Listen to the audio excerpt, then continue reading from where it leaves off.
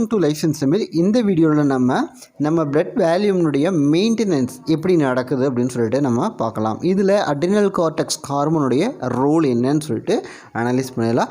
அதுக்கு முன்னாடி நீங்கள் லைஃப்சைன்ஸ் தமிழில் சப்ஸ்கிரைப் பண்ணினா மறக்காமல் சப்ஸ்கிரைப் பண்ணிங்க. கூடவே அந்த பெல் ஐக்கானையும் கிளிக் பண்ணிக்கோங்க. நம்மளுடைய பிளட் வேல்யூம் குறையிறதுக்கு காரணம் அப்படின்னு சொல்லி பார்த்தோம்னா ஃபஸ்ட்டு டீஹைட்ரேஷன், ரெண்டாவது சோடியம் டெஃபிஷியன்சி, மூணாவது வந்து பார்த்திங்கன்னா ஹீமோரேஜ். டீஹைட்ரேஷன் நீர் வற்றி போதல், நம்ம பிளட்டில் இருக்கக்கூடிய தண்ணி வந்து குறைஞ்சிருச்சுன்னா உங்களுக்கு என்னாகும், பிளட்டோடைய வேல்யூ வந்து குறைய ஆரம்பிக்குமா. அடுத்து சோடியம் டெஃபிஷியன்சி, மூணாவது ஹீமோரேஜ், நம்ம ரத்தத்தில் இருக்கக்கூடிய செல்கள் வந்து சிதைஞ்சு போச்சுனாலும் நம்மளுடைய பிளட் வேல்யூ வந்து குறையிறக்க ஆரம்பிக்கும். ஸோ இப்படி பிளட் வேல்யூம் குறையும் போது நம்மளுடைய பிளட்டில் இருக்கக்கூடிய ப்ரெஷரும் குறைய ஆரம்பிக்கும். ஸோ இப்படி பிளட் ப்ரெஷர் குறையக்கூடிய சிக்னல் எங்கே போகும் அப்படின்னு சொல்லி பார்த்தோம்னா நம்மளுடைய கிட்னியில் இருக்கக்கூடிய ஜக்ஸ்டா கிளாமர்லர் செல்ஸ் அப்படின்னு சொல்லக்கூடிய ஒரு செல் அங்கே போகும். அந்த செல்ஸில் இருந்து நமக்கு என்ன ஒரு என்சைம் செக்ரேட் ஆகும் அப்படின்னு சொல்லி பார்த்தோம்னா ரெனின் அப்படின்னு சொல்லக்கூடிய ஒரு என்சைம் வந்து செக்ரேட் ஆகும். இந்த ரெனின் அப்படின்னு சொல்லக்கூடிய இந்த என்சைம் நம்ம லிவர்லேருந்து ப்ரொடியூஸ் ஆகக்கூடிய ஆஞ்சியோடென்சினோஜன் அப்படின்னு சொல்லக்கூடிய ஒரு ப்ராடக்டோடைய எனர்ஜி உங்களுக்கு என்னவா கன்வெர்ட் ஆகும் அப்படின்னு சொல்லி பார்த்தோம்னா ஆஞ்சியோடென்சின் 1 அப்படின்னு சொல்லக்கூடிய ஒரு மாலிகுலாக உங்களுக்கு கன்வெர்ட் ஆகுது. ஓகேங்களா. இந்த ஆஞ்சியோடென்சின் 1 அப்படின்னு சொல்லக்கூடிய இந்த மாலிகுலை நம்ம லங்ஸிலிருந்து செக்ரேட் ஆகக்கூடிய ஒரு ப்ராடக்ட் தான் என்னது, ஆஞ்சியோடென்சின் கன்வெர்ட்டிங் என்சைம். ஸோ என்ன பண்ணுது, கன்வெர்ட் பண்ணுது. ஆஞ்சியோடென்சின் 1 வந்து கன்வெர்ட் பண்ணுது. என்னவா கன்வெர்ட் பண்ணுது, ஆஞ்சியோடென்சின் 2 கன்வெர்ட் பண்ணுது. ஸோ இந்த ஆஞ்சியோடென்சின் 2 அப்படின்னு சொல்லி பார்த்தோம்னா 2 ரோல் வகிக்குது. ஒன்று அப்படின்னு சொல்லி பார்த்தோம்னா நம்மளுடைய கிட்னிக்கு மேலே கேப்லைக் ஸ்ட்ரக்சரில் இருக்கக்கூடிய ஒரு ஆர்கன் தான் வந்து அட்ரினல். ஓகேவா.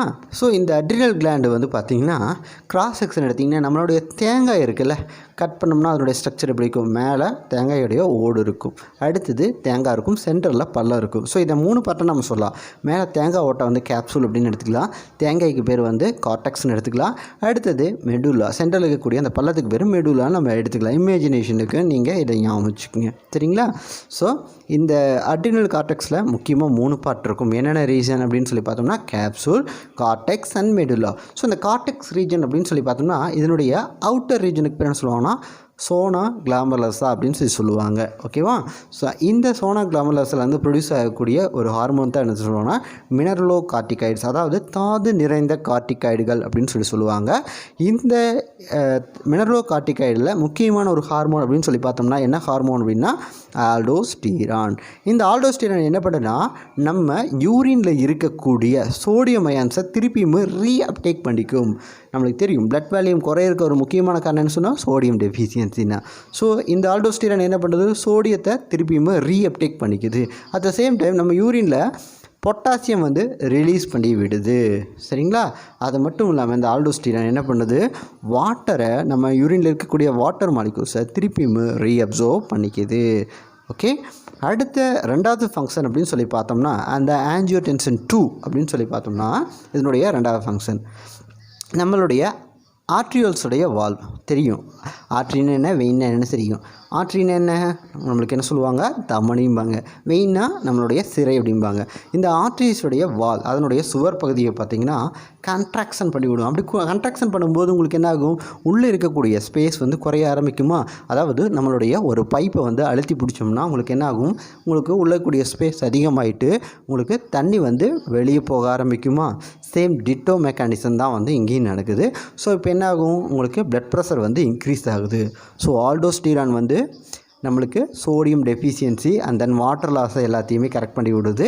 அடுத்து வந்து பார்த்திங்கன்னா இந்த ஆஞ்சியோடென்சின் 2 வந்து நம்மளுடைய பிளட் வெசல்ஸில் இருக்கக்கூடிய அந்த கன்ட்ராக்ஷனை வந்து இன்டியூஸ் பண்ணி விட்டுட்டு பிளட் ப்ரெஷரை ஸ்டிமுலேட் பண்ணி விடுது. So aldosterone and then angiotensin 2 இந்த ரெண்டுமே சேர்ந்து நம்மளுக்கு என்ன கொடுக்குது அப்படின்னு சொல்லி பார்த்தோம்னா நம்மளுடைய பிளட் வேல்யூமை இன்க்ரீஸ் பண்ணுது.